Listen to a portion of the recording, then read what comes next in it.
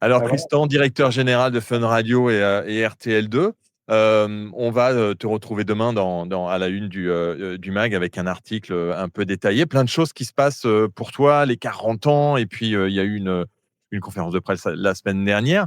Peut-être première question, après la rentrée, alors je sais que c'est trop tôt et puis que les chiffres ne sont pas sortis, mais comment tu te sens après un mois de rentrée pour Fun Radio et RTL2? Comment ça va? Ça va très bien. Alors, vous avez raison de rappeler que pour le moment, on n'a pas de chiffres, mais moi, je trouve que c'est une période bénie des dieux parce qu'on se sert avant tout de ses oreilles. C'est bien la data, mais c'est bien aussi de se servir de ses oreilles. La radio, c'est d'abord un métier artistique. Donc, le premier retour qu'on a, c'est celui que nous, toutes les équipes perçoivent quand on écoute nos nouveaux programmes. Et comme vous l'avez dit, il y en a beaucoup, hein, beaucoup sur Fun et sur RTL2 cette rentrée. Donc, on a plein de choses à écouter. Et donc, le premier retour, c'est celui de l'ensemble des équipes. Puis le second retour qu'on a quand même rapidement après, c'est celui des auditeurs par d'autres moyens que ceux de Médiamétrie, puisqu'on a bien sûr les audiences digitales sur nos propres serveurs qui permettent tous les jours de voir un peu la dynamique, le nombre de podcasts qui sont téléchargés, et puis l'interactivité. La radio, c'est le média de l'interactivité, donc le nombre de personnes qui veulent participer à des sessions de jeu, à des sessions d'interactivité avec nos équipes sur les deux radios. Donc voilà, ça, ce sont des indicateurs que nous avons et qui sont très encourageants pour cette rentrée. Donc, entre ce qu'on entend et ce qu'on voit, on est très confiant effectivement pour les prochaines semaines.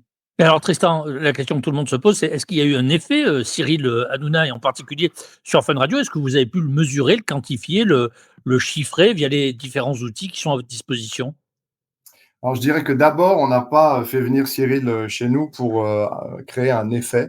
On s'est situé dans une optique long terme, puisque la radio, c'est aussi un média qui permet de construire dans la durée. Et Cyril Hanouna et toute son équipe, une émission de bande l'après-midi, c'est une vraie innovation, parce que ça veut dire que dès 15 heures, il y a quelque chose qui n'existait pas aujourd'hui à la radio et qu'on propose. Donc, c'est une prise de risque aussi de proposer aussitôt un rendez-vous incarné avec une image aussi forte et aussi puissante que celle de Cyril Hanouna et de son équipe. Mais surtout, on s'est situé effectivement dans une optique de long terme. Et donc, on donnera le temps, bien sûr, à l'émission pour s'installer, même si les retours qu'on a aujourd'hui montrent qu'effectivement, c'est allé plus vite que tout ce qu'on pouvait espérer, non seulement au niveau des auditeurs, mais aussi au niveau de l'intégration dans les équipes. J'en veux pour preuve, la semaine dernière, des passages d'antennes extraordinaires entre cette équipe et la team Fun Radio qui continue de 18h à 21h. Et puis, le fait que Cyril ait même été remplacé pendant 24 heures par Clément, qui est l'incarnant de la team. Donc, il y a vraiment voilà, c'est l'esprit de famille qu'on aime sur Fun Radio et Cyril Hanouna et toute son équipe ont réussi tout de suite à s'intégrer dans cette famille. Donc, on est très content de ça. Avec un beau studio, hein, on voit pas mal de photos, justement quand Clément a pris C'est le vrai? studio et a communiqué dessus. Là, on est parti, je t'arrête une seconde là-dessus, on est parti d'un handicap qui était qu'il fallait réussir à ce que Cyril Hanouna puisse enchaîner ensuite avec la télévision. Et oui. Et on a transformé ça effectivement en atout puisque on a investi pour ça, mais on a construit un studio flambant neuf au Landy, donc dans les studios de production d'AMP. On a un studio radio dédié à Cyril et à son équipe tous les après-midi. Alors, t'appelles ça un studio de radio? Moi, je dirais que c'est un studio de télé. C'est pas un studio de radio. C'est quoi? C'est M6 qui vous a un peu aidé? Si tu voyais le studio, si tu vois le studio télé à côté, tu verras que c'est quand même bien un studio radio. On n'est pas dans les mêmes. Mais c'est vrai qu'il est beau et c'est vrai qu'il est adapté, mais comme doit l'être la radio aujourd'hui, à la prise d'image. Photos, vidéos, on doit pouvoir faire des séquences qui sont belles en images, notamment sur les réseaux sociaux où on poste énormément de contenu tous les jours. Donc oui, c'est forcément aujourd'hui quelque chose d'un peu hybride quand on construit un studio radio. Ouais. Alors, on était avec Ali Moub au téléphone, hein, pas en physique, et il nous a envoyé les nouveautés de Yakas qui soulignent une progression quand même assez importante de Fun. En revanche, la part de musique affiche une baisse un peu marquée. T'expliques comment ces chiffres? Bah, c'est l'effet Hanouna peut-être, hein. Plus de speak, moins de musique. C'est un peu ça, non? Alors, je dirais pas plus de speak parce que ce serait pas sympa de dire que c'est des speaks. Hein. Si tu écoutes l'émission, c'est beaucoup mieux que des speaks. Mais globalement, oui, forcément, quand on incarne plus nos marques, ce qui est aujourd'hui au cœur de la stratégie de Fun Radio et d'RTL2, vraiment les deux stations ont vocation à incarner davantage, à avoir des gens qui viennent défendre leurs couleurs sur l'antenne et proposer cette expertise musicale sur RTL2, ces grandes tranches de divertissement et de rigolade sur Fun Radio. Forcément, quand on fait ça, on a un peu moins de temps pour la musique. Pour autant, ces stations, et en particulier Fun Radio, a toujours marché sur deux jambes. Il y aura toujours la musique, en plus du divertissement, et donc on va continuer à être une radio précurseur. On est une des radios du marché qui joue le plus de nouveautés, donc des titres des 12 derniers mois. On est une radio qui crée ses propres événements musicaux, les Fun Radio Live, bien sûr Fun Radio Ibiza Experience, dont ce sera le 10e anniversaire en 2026, donc le 7 avril prochain à l'Accor Arena. Tout ça, forcément, ça implique que la musique garde une place de choix sur Fun Radio, même s'il y a plus d'incarnation et un petit peu plus de temps pour le divertissement. Ouais, alors j'ai aussi une petite question. Tu sais, on a lancé depuis un mois, alors la Chapeau, on interviewe un peu toutes les personnalités et puis les experts aussi qui sont partis. On a fait un grand portrait avec Franck Lanoux, qui regrette de pas voir beaucoup de nouveautés. Et c'est pas le seul. Il y a 9 portraits en attente qui vont sortir tous les mois, tous les premiers mardis de chaque mois. Comment est-ce que tu penses pas qu'on devrait un peu prendre un peu plus de risques ou faire un peu plus de folie au niveau des, je sais pas, des formats des émissions? Parce que est-ce que on est vraiment dans la singularité? Est-ce que c'est pas des émissions qui se ressemblent entre radios? Comment on fait? Parce que c'est pas évident non plus. Je sais que tu viens des études, toi, donc tu connais bien la machine, tu sais comment ça fonctionne. On peut pas faire n'importe quoi. Mais est-ce que justement maintenant, ce serait pas le moment de faire un peu n'importe quoi?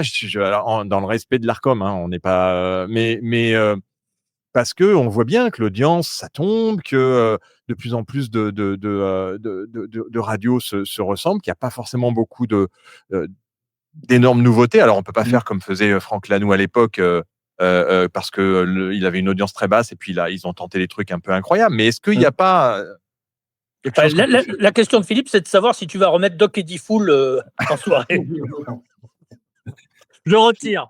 C'est pour faire Je ne croyais pas si bien dire. Si vous lisez l'interview qui donc sera publiée demain, je parle de ça et notamment de réhabiliter effectivement avec des formats différents parce que forcément l'époque n'est plus la même, mais des grandes marques historiques, il y a des choses à faire là-dessus et le digital est en fait un terrain de jeu, un terrain d'expression nouveau qui permet de nouveaux formats, une nouvelle narration. Et donc oui, on se sert de ces grandes marques aussi pour proposer des choses nouvelles. Pour répondre à ta question, Philippe, oui, bien sûr, il faut innover.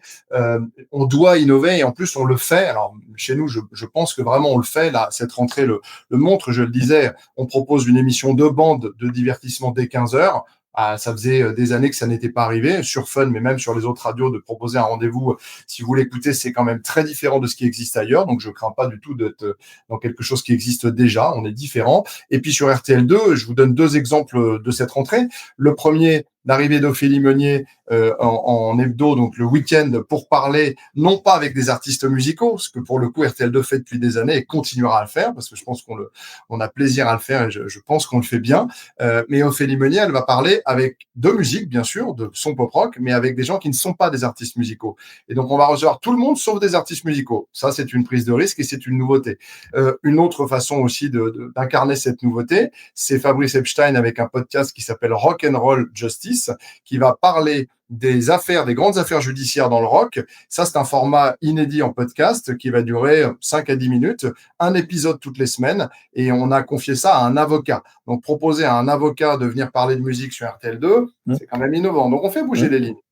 Ouais, mais ça doit pas être facile quand même, parce que c'est vrai qu'il y a quand même des règles et on change pas comme ça une machine, même si on voit qu'il y a quand même une baisse depuis 4-5 ans, hein, de l'audience récurrente. Bon, tout le monde dit que tout va bien, mais il y a un moment où il faut arrêter d'être dans un déni. Il faut vraiment oser et actionner. Ça va être d'ailleurs la thématique du Paris Radio Show en février 2026, parce que on se rend compte, nous, et on essaye avec nos petits moyens de voir comment est-ce qu'on peut faire bouger encore plus le secteur, parce qu'il en a besoin. On a besoin que la radio reprenne ses lettres de noblesse et que les auditeurs et les jeunes, et ça c'est un autre enjeu, hein, parce que les paires d'oreilles partent ailleurs, et comment on fait aujourd'hui pour les intéresser, faire en sorte d'être sur ces écrans qu'ils consomment régulièrement. C'est ça aussi les enjeux, et puis tu es bien conscient. Et il y a un autre problème, c'est la transfo digitale. Je sais pas où est-ce que vous en êtes, vous, de votre côté.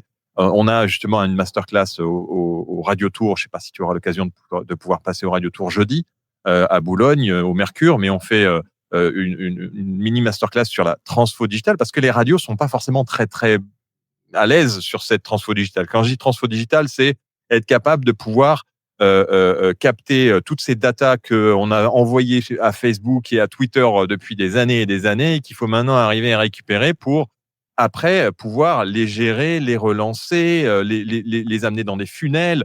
Tout ça, on est assez mauvais quand même en radio.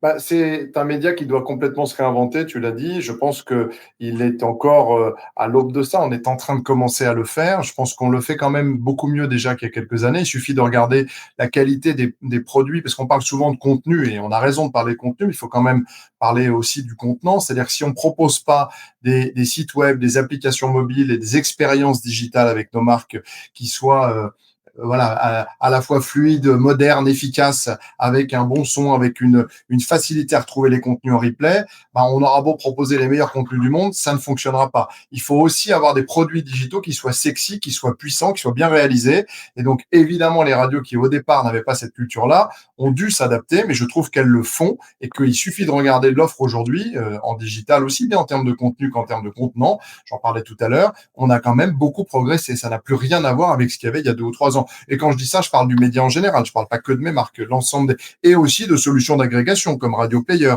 Aujourd'hui, on a quand même une façon de pouvoir accéder aux médias radio qui est en train de se moderniser. Alors, on parle aussi, vous le verrez dans l'entretien demain, de DAB+, et de toutes les nouvelles façons d'écouter de la radio.